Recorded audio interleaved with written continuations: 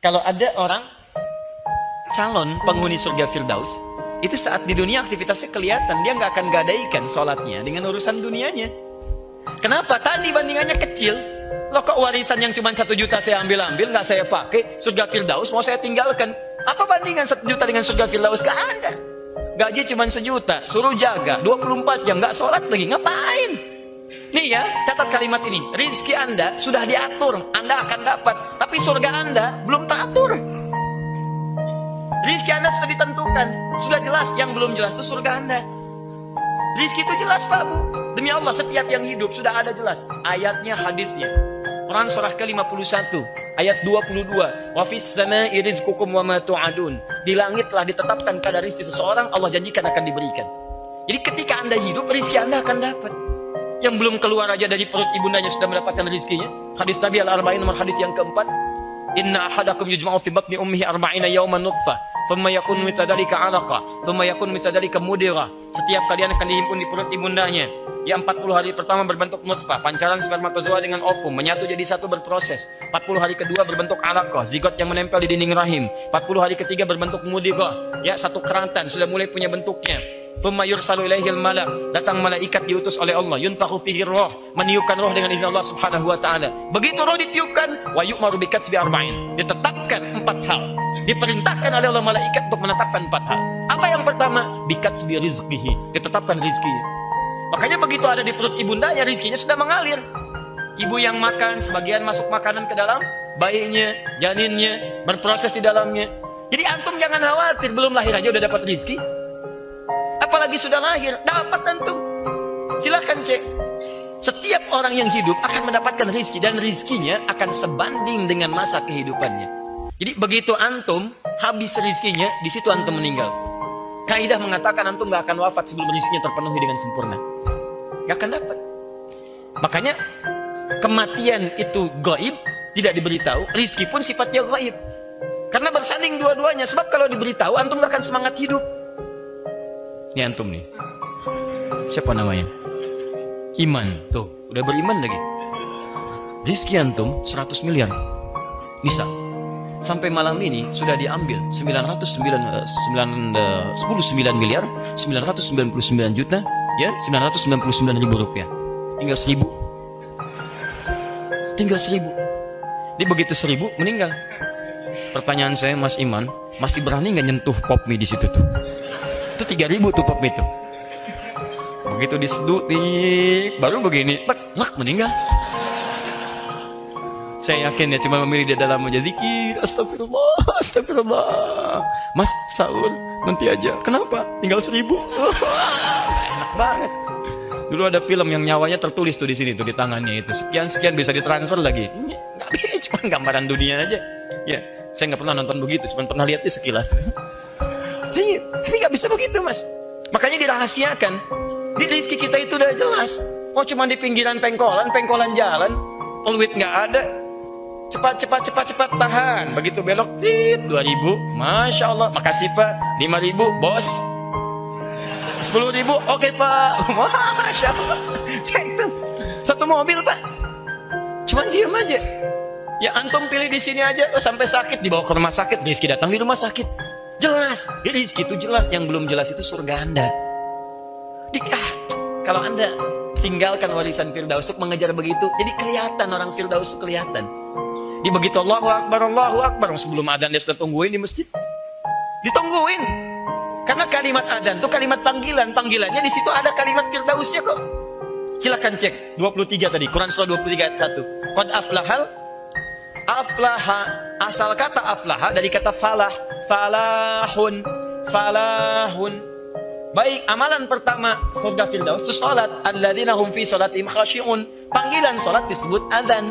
Dalam adzan setelah hayya 'alas shalah, Anda tanya kenapa saya salat? Hayya 'alal falah, hayya 'alal falah. Ayo bahagia. Orang yang mendapatkan falah disebut aflah. Falah dia dapat dipegang disebut aflah. Apa yang dia pegang? Firdaus. Makanya kalau orang ahli Firdaus begitu mendengar kalimat hayya 'alal falah dan dia baru tahu itu adzan, dia belum lihat waktu, maka dia akan katakan pada dirinya, Allah terlambat saya. Terlambat padahal sholat aja belum. Tapi kalau nggak punya visi yang ini, susah.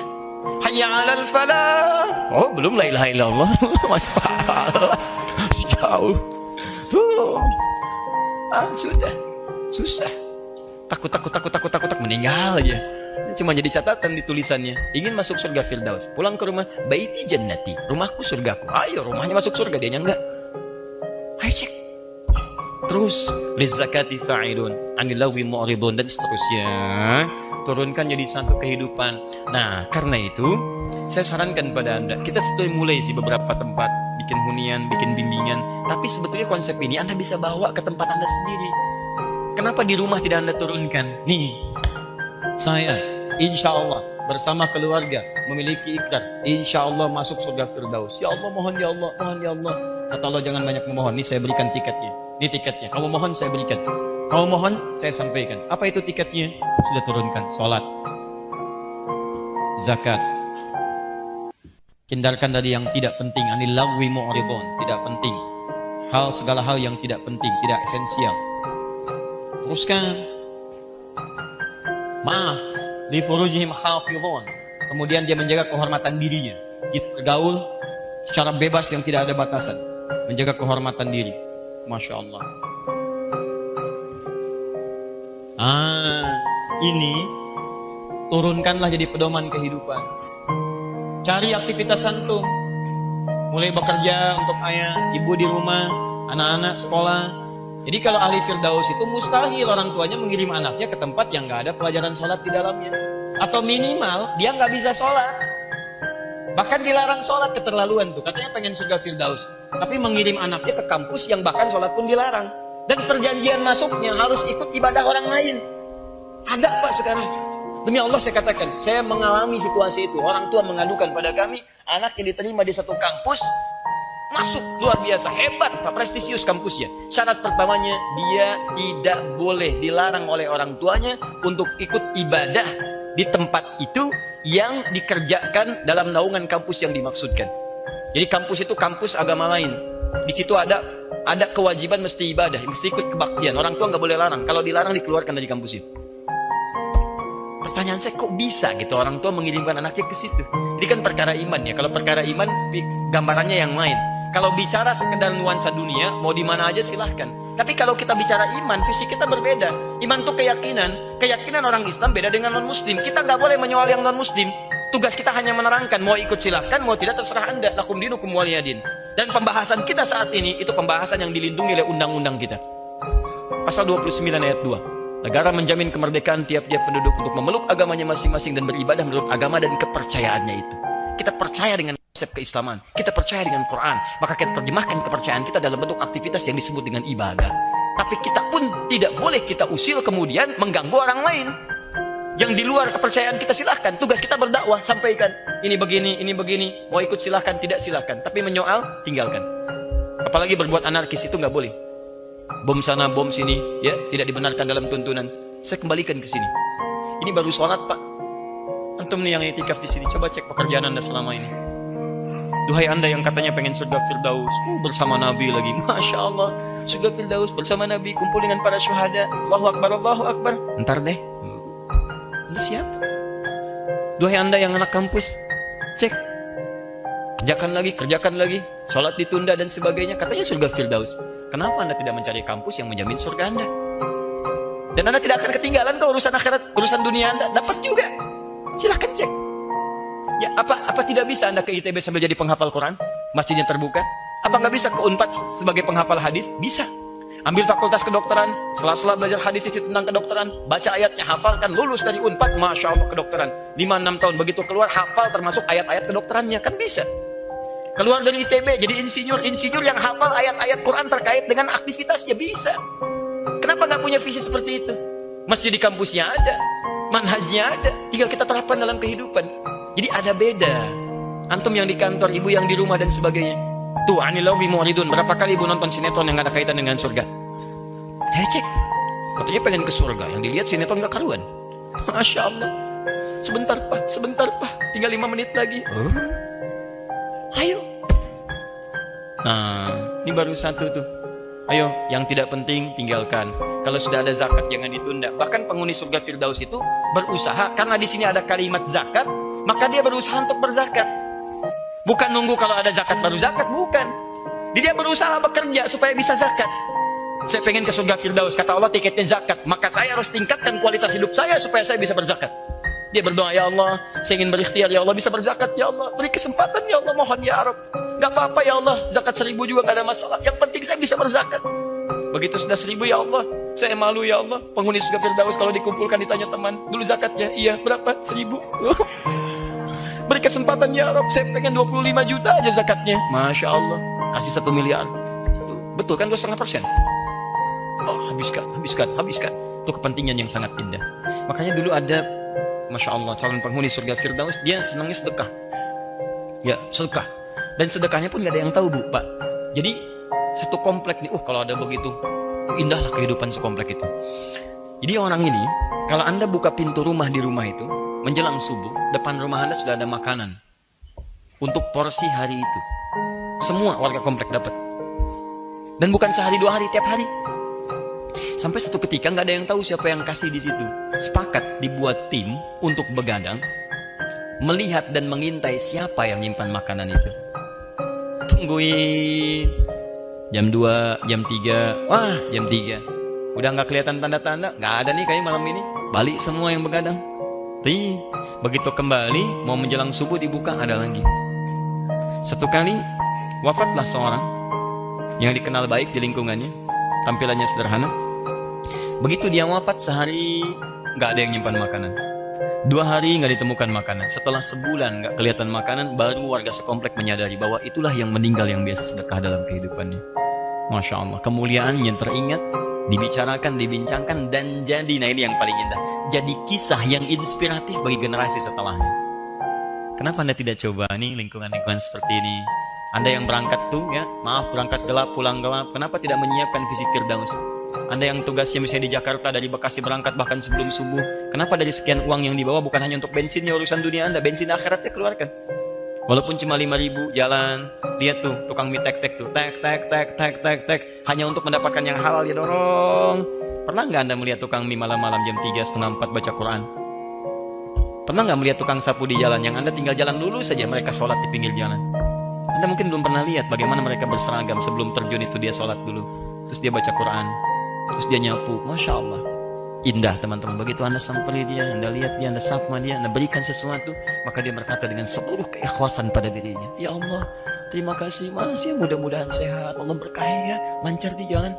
Dan Anda tentramnya luar biasa. 5.000 aja sudah membuat hati Anda damai seharian itu. Masya Allah. Apalagi kalau banyak orang yang Anda kunjungi, keluar, berikan. Wah itu enak Pak. Hati kita tuh tentram. Dengan harta kayak nggak ada nilai, digenggam tuh. Dan hebatnya ketika Anda bisa begitu, Allah akan kasih lagi. Sampai dengan begitu dikasih terus-menerus, Anda jadi terbiasa dengan itu. Kayaknya kalau nggak ngasih dalam sehari itu nggak enak perasaan Anda. Nggak enak. Duhai Anda yang mengatakan pengen surga Firdaus, ya kalau gitu aja perhitungan. Kotak infak lewat, ting, wah mobil datang. Nih. Lihat itu masukin, bandingkan dengan apa yang Anda keluarkan untuk mal Anda. Zakat mal mengantarkan pada Firdaus Anda. Zakat mal hanya menghadirkan kenikmatan dunia Anda. Satu ya, jadi kalau Anda bisa jadi syuhada, alhamdulillah, hadiri majlis ilmu ya. Mudah-mudahan wafat misalnya kadang ikut ta'lim gitu kan. Baik, saya juga demikian ya, mudah-mudahan Allah wafatkan dalam keadaan syahid. Bisa, ya wallahu a'lam dimanapun, minimal sedang mengajar begini ya, indah itu sedang mengajar, tiba-tiba Masya Allah ada malaikat datang, ayo pulang. Masya Allah, ayo, udah, tinggal ngajak pulang ya pulang aja gitu kan. Oh ternyata bukan kamu, dia duluan. Bisa, bisa ya, bisa aja gitu kan ya. Siap ya, Insya Allah. Masya Allah, kita nanti bergandengan tangan ya, Insya Allah ke surga. Saya duluan, antum di belakang.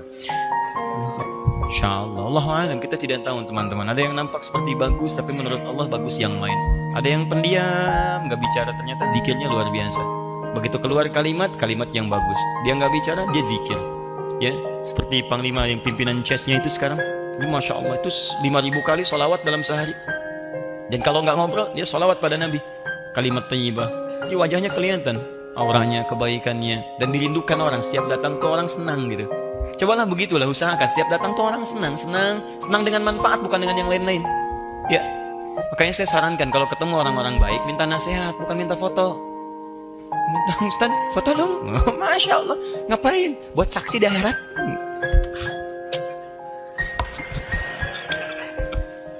Ya Allah, Firdaus, ya Allah, apa amalan kamu? Saya pernah ditalim, mana buktinya? Foto. Repot. Dah, nih, Surah 51 ayat 15 sampai 23. Kalau Anda ya merasa terlampau berat, nah Firdaus misalnya, ya turunkan taman surga. Taman surga. Taman. Jadi kalau antum tinggal di komplek dekat taman, kan enak kan? Dekat taman tuh cerah pandangannya, bisa melihat macam-macam. Nah, ada orang di surganya tuh di taman surganya. Turun sedikit, tapi indahnya juga luar biasa. Langsung mendapatkan nikmatan dari Allah, segalanya nikmat, segalanya enak. Apa amalannya? Turunkan. Turunkan. Kanu qalilan minal laili ma yahja'un. Mereka sedikit tidurnya, banyak ibadah malam harinya, tahajud. Nah, jadi tinggal diturunkan ke bumi aktivitasnya. Dari sekian banyak aktivitas di bumi selama 24 jam, antum harus punya, mesti punya. Awas alokasi waktu untuk sholat malam, sekalipun 2 rakaat. Udah, visi saya sudah lah, yang VIP aja, taman surga. Langsung bisa lihat Allah tanpa hijab. Quran surah 75 ayat 22 sampai dengan 23-nya. Kenikmatan datang di taman surga, enak, indah, dan luar biasa. Amalannya apa tadi? Kanu qalilan minal laili ma yahja'un wa bil ashari hum yastaghfirun. Rajin istighfar, terutama menjelang subuh. Jadi begitu dia selesai tahajud, dia istighfar. Makanya ngatur waktu selepas Ramadan. Kalau nggak bisa bangun lebih awal, mendekat ke arah fajar. Fajar 4:30, bangunlah bisa jam 3. Siap-siap dulu kan, mandi macam-macam, sholat. Mungkin dapatnya 2 rakaat, witir 1 rakaat. Tiba-tiba sudah 4/4, isi istighfar. Astagfirullah, astagfirullah, ya Allah, ampuni saya, Allah, ampuni saya, Allah, astagfirullah, ya Allah, astagfirullah, astagfirullahumma rahmatak, ya Allah, mohon rahmatmu ya Rabb. Itu orang seperti itu. Allahu Akbar.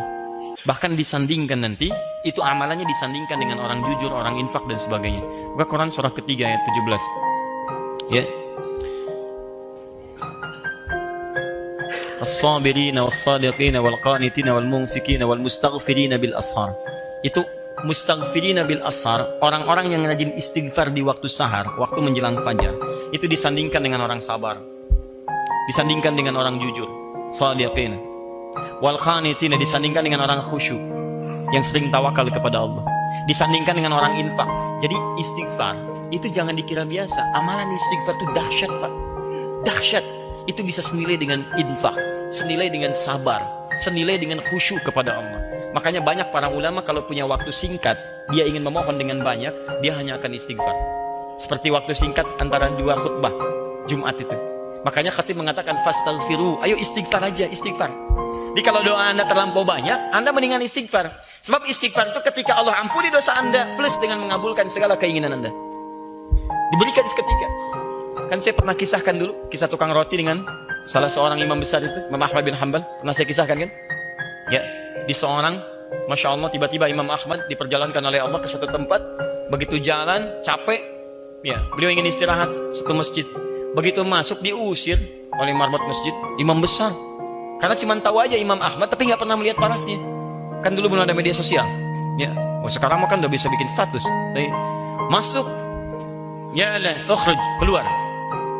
Lana astari, Imam Ahmad tahu hukum fikih, saya istirahat sejenak. La, barah. Kasar, barah. Barah itu udah kasar. Ukhruj itu keluar, barah kasar. Masya Allah, keluar, istirahat di luar di selasaran. Kata marbot ini, ente, roh, hena, roh. Ukhruj masih sopan. Barah kasar. Roh. Itu lebih kasar lagi. Roh. Keluar dengan roh-rohnya sekalian. Keluar, rohnya pun nggak boleh di sini, keluar. Ini paling kasar lagi. Jadi kalau Anda ke Mesir daerah itu, kemudian orang mengatakan roh, itu sedang marah.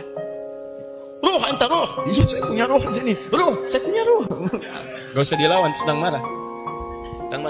Begitu diusir, Muhammad belum paham, saya mau istirahat, capek, diusir. Begitu jalan, sedang jalan, tiba-tiba tukang roti sedang nyusun adonan begini, dia melihat.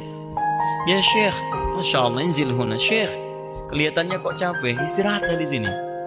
Istirahatlah Imam Ahmad, memang capek. Begitu sedang istirahat, diperlakukan dengan luar biasa indahnya, sopannya, takrimnya. Tiba-tiba tukang roti ini bikin adonan. Setiap dia membuat, dia selalu istighfar. Astagfirullahaladzim. Astagfirullahaladzim. Tata istighfar lagi. Imam Ahmad paham. Tahu beliau. Cuma ingin menguji, dia bertanya. Ya Syekh, katanya, Masya Allah. Ya Kisana, saya perhatikan Anda setiap membuat sesuatu Anda istighfar. Anda istighfar. Ma faidah istighfar ini? Apa sih manfaat dari istighfar itu? Masya Allah. Wallahi, kata beliau ini, tidak pernah saya mengerjakan sesuatu dan saya selingi dengan istighfar, disandingkan dengan istighfar, kecuali Allah selalu kabulkan apa yang saya mohonkan kepada Allah. Cuman satu aja yang belum terkabul sampai sekarang. Apa itu? Wallahi, saya bermohon kepada Allah supaya saya sebelum meninggal atau orang itu meninggal, saya berjumpa dulu. Saya ingin berjumpa dengan Imam Ahmad bin Hanbal. Sampai sekarang belum terkabulkan. Saya bermohon kepada Allah sebelum saya wafat atau sebelum sang imam wafat, saya ingin bertemu dengan beliau. Saya istighfar, belum terkabulkan. Kata Imam Ahmad, Allahu Akbar, mana? Ya Allah, rupanya ini yang memperjalankan saya dari tempat saya tinggal, masuk ke masjid sampai keluar dari rumah Allah, ditempatkan di tempat Anda gara-gara istighfar kamu itu. Allahu Akbar. Jangan lakukan pada saya. Astagfirullah, astagfirullah. Repot saya. Luar biasa. Isi dan faedah istighfar itu tinggi. Salah satunya jadi penghuni surga tingkat 2, level kedua, VIP tinggi. Astagfirullah, astagfirullah, astagfirullah. Dan kita akan terjaga. Karena orang istighfar itu, dia mengembalikan kondisi dirinya dari yang kotor jadi baik. Dia tobat dari dosa. Jadi begitu dia bertobat, Allah bimbing dia. Astagfirullah, astagfirullah. Karena istighfar itu kalau diucapkan dengan benar, itu energinya akan terhampar ke seluruh anggota tubuh kita dan menjaga kita dari maksiat.